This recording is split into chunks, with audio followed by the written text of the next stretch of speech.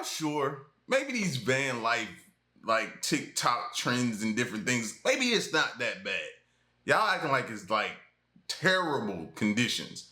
Maybe it's not that bad. Let's check it out and see. Kids sleeping on the floor, pets held in tiny cages, and this entire bathroom for a family of 5. Add some teenagers who can't fit, children calling their beds coffins, and you're still just scratching the surface of the worst van life TikTokers. Take for example Red, White and Bethune. They gained 11.4 million views by showing how terribly unspacious their kids' beds were. This should be illegal. Those kids are gonna suffer in that space, man. To make matters worse, the beds had rock climbing holds instead of a ladder, which their daughter almost fell from whilst trying to show they were easy to use. So Molly's going to demonstrate getting in the bunk and show you just how easy it is.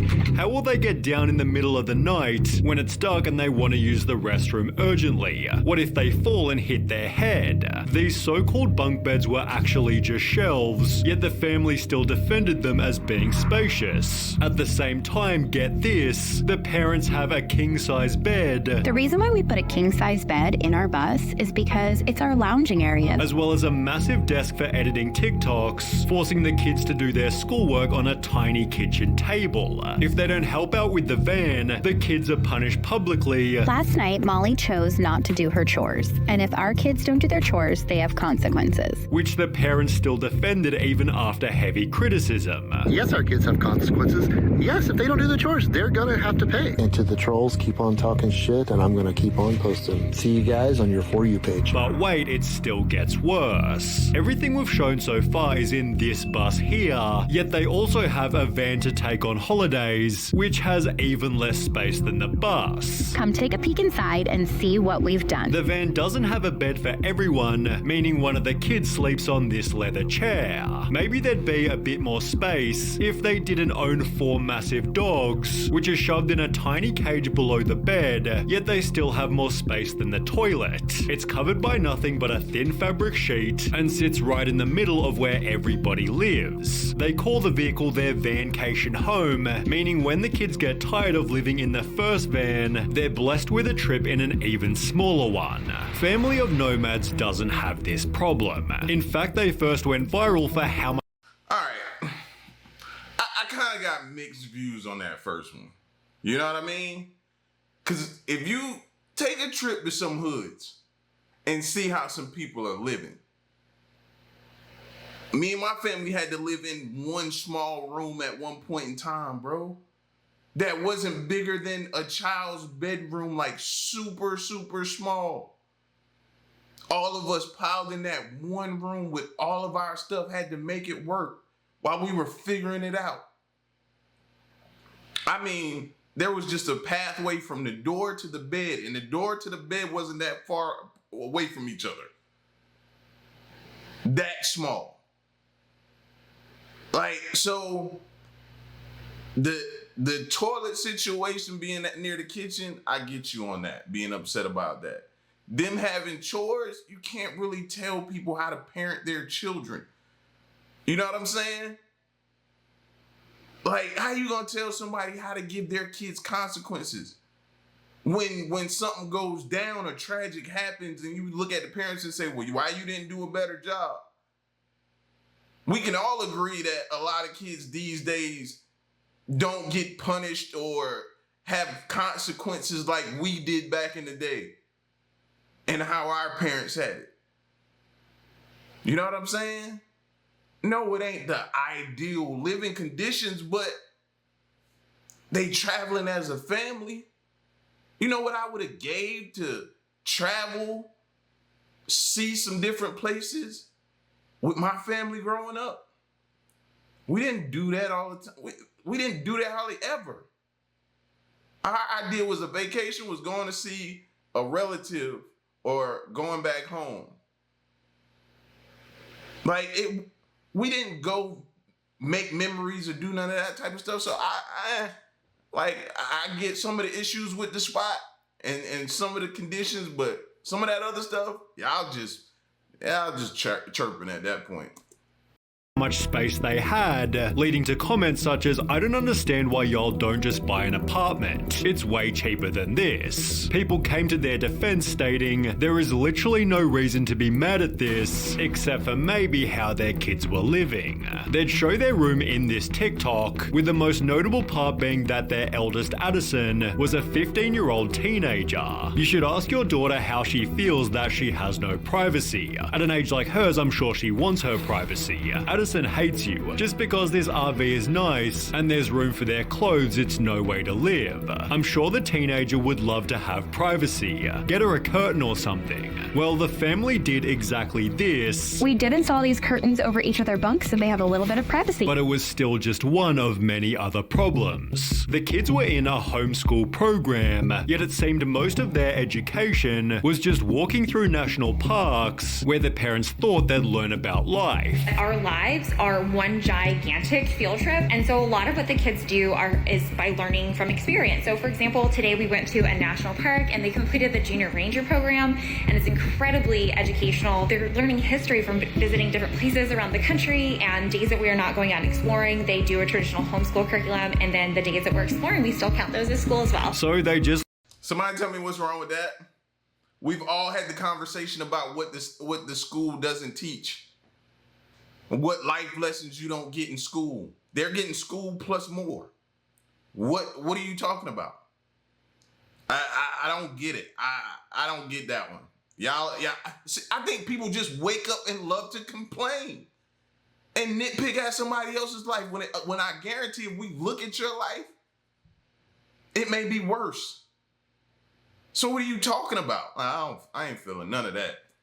Learn US history? Lol, when they go to college, they'll be in for a shock. Oof, that's scary. There's a reason schools aren't one giant field trip, and this is a very good point. Schools are for more than simply learning subjects. They help build social circles and prepare kids for a disciplined way of life, both of which are neglected when strolling around the country. But the kids did have other challenges, like cleaning out the rat cage that stunk out the van. We live in a camper and our 3 kids have 3 pet rats, and I would be absolutely lying to you if I said that it does not smell bad. Usually it's the kids' job to clean the rat cage, but about once every month or two, my husband and I will clean it, and it just gets really gross. As well as collecting firewood, as seen in Addison's day in the life. Yet people were still convinced she's gonna run away at 16, yet the mother went on to state, "I honestly don't know a single unhappy RV kid." She'd even post the following TikTok to try and convince the audience. A lot of people ask us if the kids actually enjoy traveling full time and living in the camper, and I will have to say that while we were at the RV show in Tampa this week, Grace and Addison both went around and looked at campers because their plan is when they move out, they want to live in a camper together and travel the country. Until another video told a different story. Addison has struggled with their mental health for many years. Addison is currently back in treatment and won't be in our content during this time. To protect Addison during this time, we would like to ask for privacy on this matter. Perhaps the... Now, that's when you got to make the decision as a parent to say, okay, this is affecting my child, then we have to change things. But you don't know that in the beginning because there are a lot of RV kids out there. I got a friend who's doing it and their kid loves it. So it's like, you don't know that until that's just like anything in life. You don't know if you don't like something until you try it. You don't know how it's going to affect you until you try it. Like, this is when, as a parent, you have to make a pivot. You have to make a change. That's what life and parenting is about. Okay, that didn't work. Let's change to this. The daughter was unhappy for a totally different reason, yet there was still more evidence that she despised the van. For Addison's 15th birthday, the only thing they wanted was to go to a hotel. The video has since been deleted, although after arriving at their hotel, twice Addison mentions liking doors in the video, a hint at them having less privacy in the camper. With conflicting messages about Addison's happiness, people commented, "I can't wait for this gen of van kids to grow up and share their thoughts with the world. world, although this had happened much sooner than expected. On the r/offmychest subreddit, an anonymous account made the following post. I'm a teen in a full-time RV living vlogging family, and I can't stand it. I hate it. I hate it so much. I hate being homeschooled. I hate not being able to maintain a social life. I hate having so little privacy. I hate having to pretend to be happy with this. We travel full-time. I know, it sounds like a dream. I thought so too, but it's an effing nightmare. I just want a private... See? That person said, I thought so too. So maybe they had a conversation and she was like, yeah, I want to do it. Got out there, saw it wasn't what it was. That's when the family should have had a conversation, and then they decided which way they were gonna go from there. Like, y'all condemning people before you even know what even happened. Granted, it might not be the ideal situation. That's not the type of person I am. Would I love to have an RV? Absolutely. Would I want to take it on the road and just sell my home and then just... I don't think I could do that. But y'all know me. I'm not the outdoorsy, in the woods, campfires, and all that type of stuff. That just ain't my style. Normal life, but no, they had to ruin it with their crunchy way of parenting. It's all fake, by the way. Not what I meant when I said I wanted to take up acting. I'm frustrated all the time, I'm tired all the time, I'm bored all the time. Please stop supporting these channels. Stop buying into it. It's ruined my life and I can't say anything about it. In comments, the poster clarified, I'm between 15 and 17 years old, and they were the oldest of 3 siblings, hinting it was Addison from Family of Nomads. Exactly who the poster was has never been confirmed, yet only a couple of months later, the family announced they were instead buying a house. Family of Nomads recently quit van life. Their kids seemed the happiest they'd ever been, while the parents were in tears as the RV was stored away. The eldest daughter has since vanished from the videos, with an unrelated comment summarizing what van life's like for kids. RV kid here. Let me tell you, RV is hell for children. I've been living in a camper with my 3 brothers and parents, and these past 2 years have been an absolute detriment to my mental health. Yes, it's an amazing opportunity I've been given to have seen all the places that I have, but I cannot recall a single positive experience anywhere I've been. I receive little to no education, and I'm scared I won't be able to pass my GED. I'll probably be repeating high school once I turn 18. The Happy Caravan, however, clearly ignored this warning.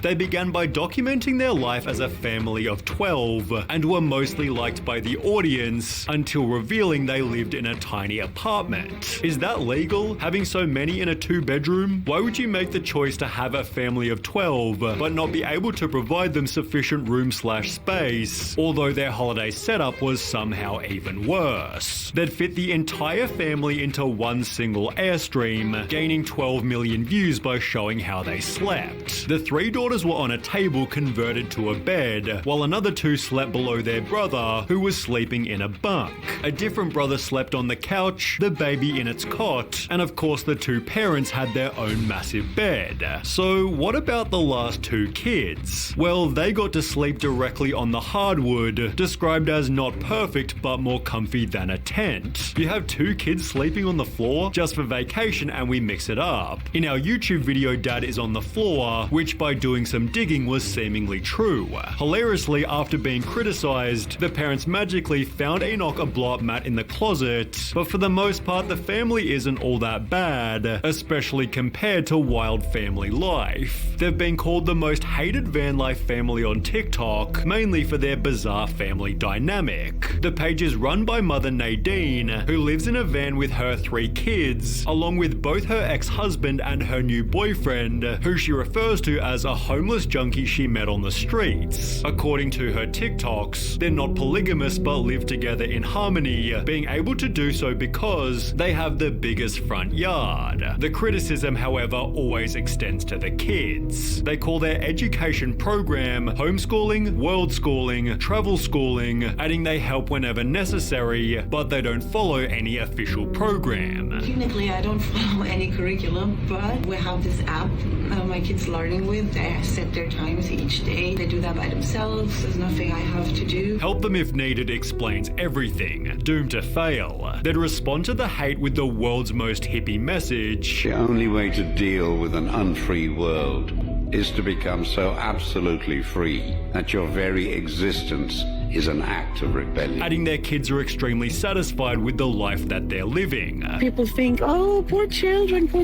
But trust me, my children, they wake up with a smile in their face. They go to bed with a smile in their face. Yet it's perfect to finish with this comment here. When I was a child, I would have been very happy to eat nothing but candy and potato chips all day. But my mother did not let me because she knew better. It's a parent's job to do what's best for their children, not just what makes them happy. All right, getting a little even, I guess I would say more crazier than the first video. This video is 5 mysterious people cast away at the end of the world.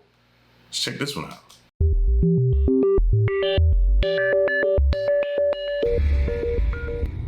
"438 days at sea. It was a sunny morning on January 30th, 2014, when 2 islanders of Aban Atoll stumbled upon a sight they would never forget. A man, naked and clutching a knife, appeared out of the ocean like a phantom from a bygone era. His wild hair and beard framed a face etched with exhaustion and relief. He spoke no English, only Spanish, a language foreign to the locals, but his eyes conveyed a simple truth. He had survived the impossible. This was Jose Salvador Alvarenga, a man who had just emerged from one of the most harrowing tales of survival ever recorded. Alvarenga's journey began over 14 months earlier, on November 17th, 2012, off the coast of Chiapas, Mexico. An experienced fisherman, Alvarenga was no stranger to the sea's temperament. That day, however, he and his novice companion, 23-year-old Ezequiel Cordoba, faced a storm that would change their lives forever. The small fiberglass boat they sailed, a mere 25 feet in length, was no match for the violent tempest that stripped them of power and direction, leaving them to drift aimlessly into the vastness of the Pacific. Days turned into weeks, and the unforgiving ocean became both their prison and sustenance. With limited supplies and no hope of rescue, they scavenged whatever the ocean offered.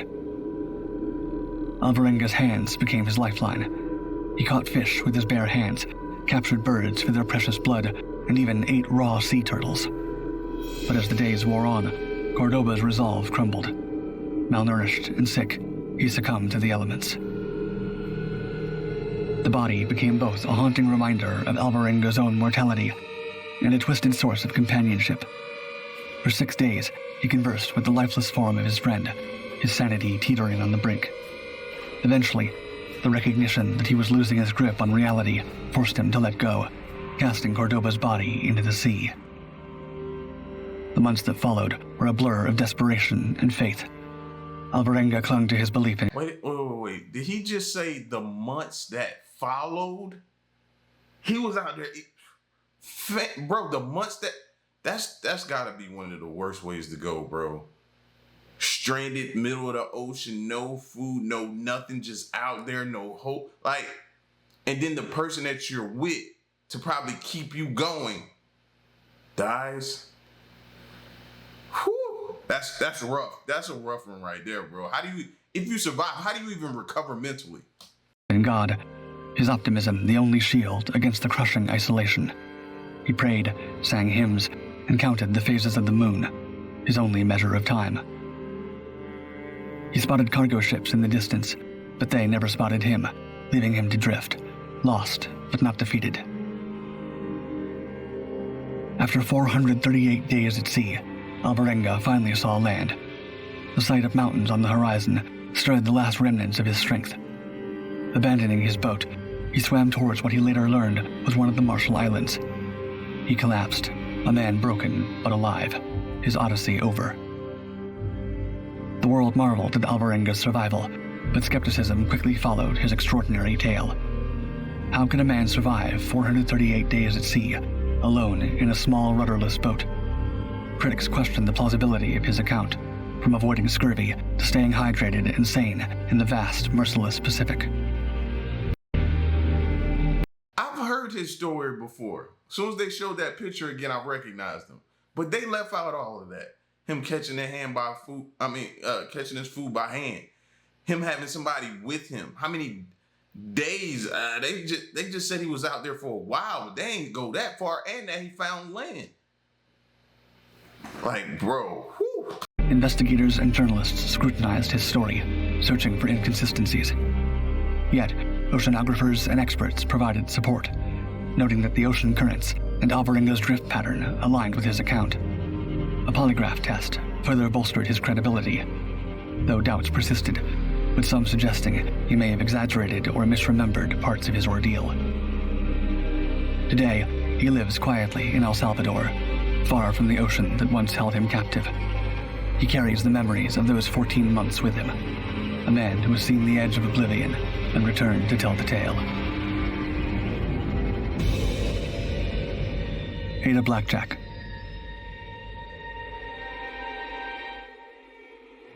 In 1921, Ada Blackjack, a 23-year-old Inupiat woman, joined an ill-fated expedition to Wrangel Island, a desolate Arctic outpost north of Siberia. Hired as a cook and seamstress, Ada's journey quickly became a harrowing tale of survival.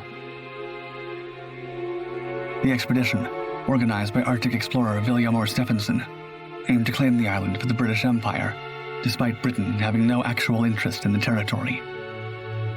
Stefansson, who did not accompany the team, sent 4 inexperienced young men with only 6 months' worth of supplies, assuring them that the, quote, friendly Arctic would provide the rest. Ada had doubts about the mission, but needed the promised $50 per month to pay for her son Bennett's tuberculosis treatment. In September 1921, she reluctantly boarded the Silver Wave with the 4 men and a ship's cat, Victoria. For a time, Wrangel Island lived up to Stefansson's promises, but as winter approached, game became scarce, and the rescue ship was forced to turn back. By early 1923, the crew faced starvation, and Lorne Knight had succumbed to scurvy.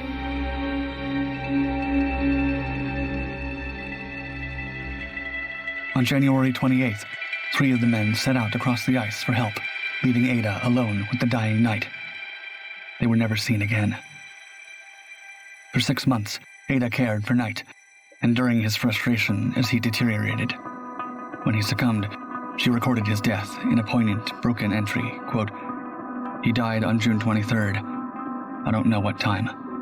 Written by Mrs. Ada B. Jack. Focused on survival, Ada trapped foxes, shot birds, and even constructed a skin boat.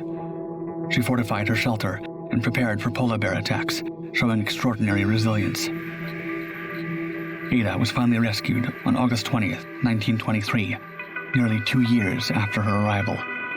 The team found her well prepared, able to survive even longer if necessary. Ada returned to civilization, but shunned the spotlight, insisting she was simply a mother trying to return to her son. She used her earnings, less than promised, to continue Bennett's treatment, but her later years were marked by hardship and poverty. Vilhjalmur Stefansson profited from the expedition's tragic tale, but Ada saw none of that wealth. She died in 1983 at age 85, buried beside the son for whom she had braved the Arctic and survived. Man, the karma from doing people like that, bro, I always believe you receive that instantly. That type of karma I never want in my life, man. I don't never want to do people like that, bro, because it definitely comes back around. Bones in the sand.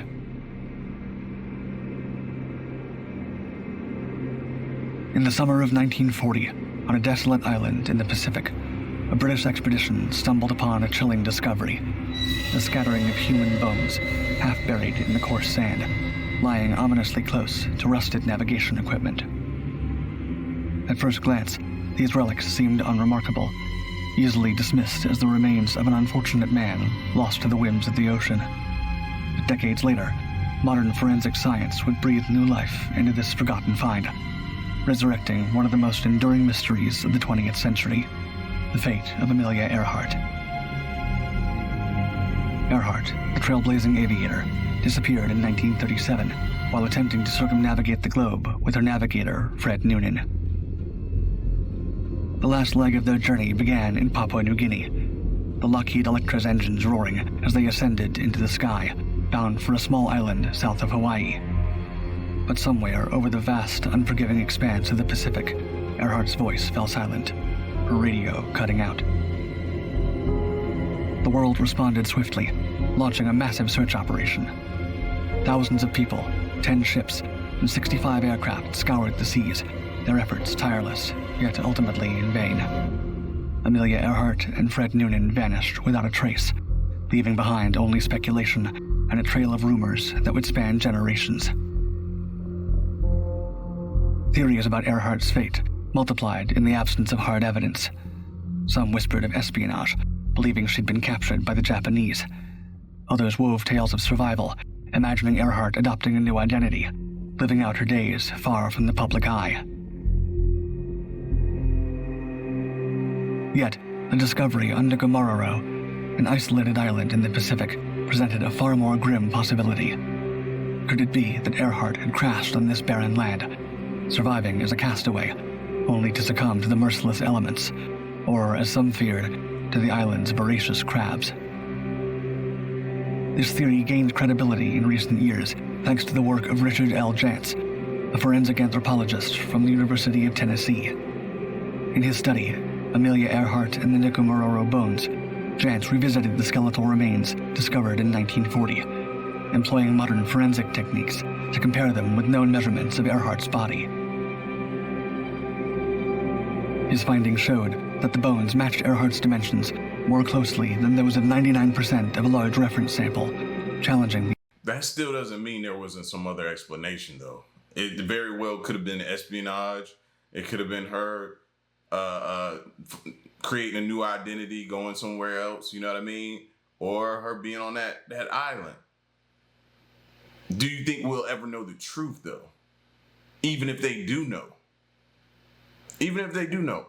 And wasn't, because I briefly remember her story, wasn't this her second time? Because she was trying to fly around the world, right? And wasn't this her second time doing it? She had already done it once, maybe? Maybe I'm thinking about somebody else. The original 1941 analysis that had dismissed the remains as those of a man. Further evidence unearthed in Nagomororo bolsters the castaway theory. Alongside the bones, researchers uncovered fragments of a woman's shoe, a sextant box similar to the one used by Noonan, and a bottle of Benedictine, a French herbal liqueur.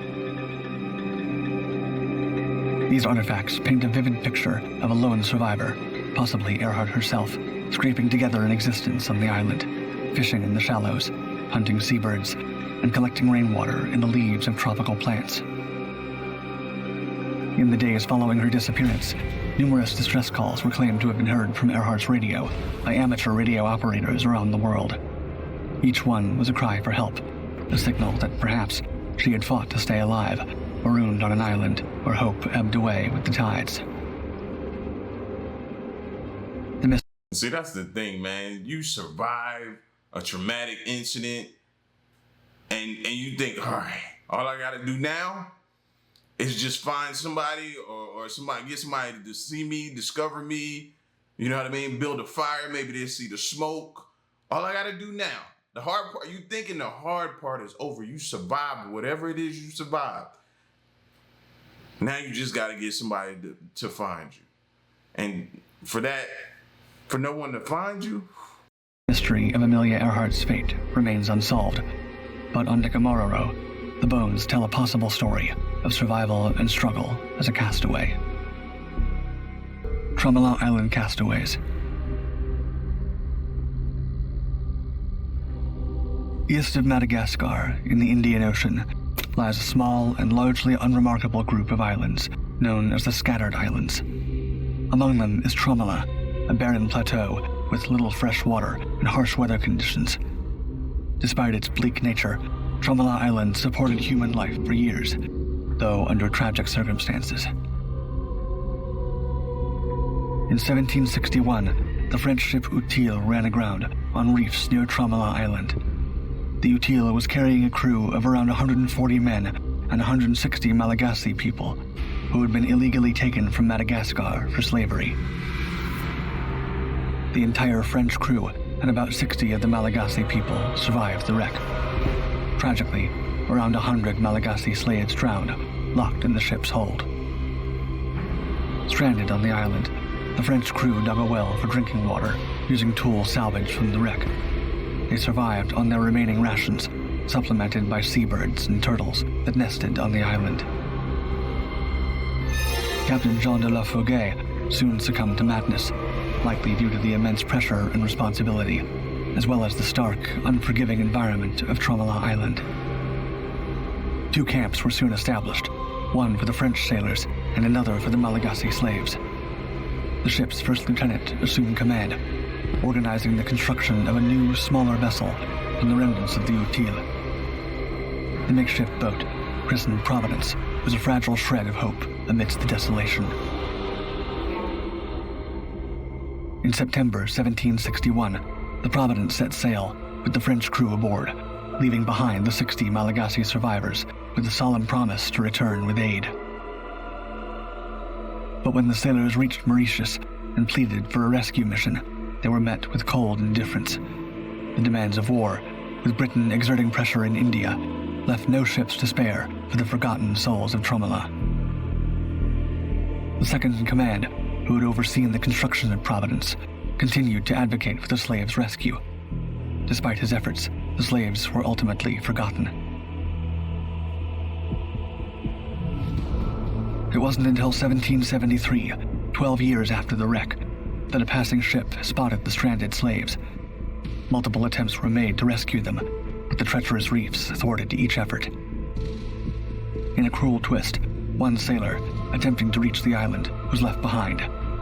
His fate remains a mystery, though it was said he fashioned a raft and set sail, with a few of the remaining Malagasy survivors, never to be seen again.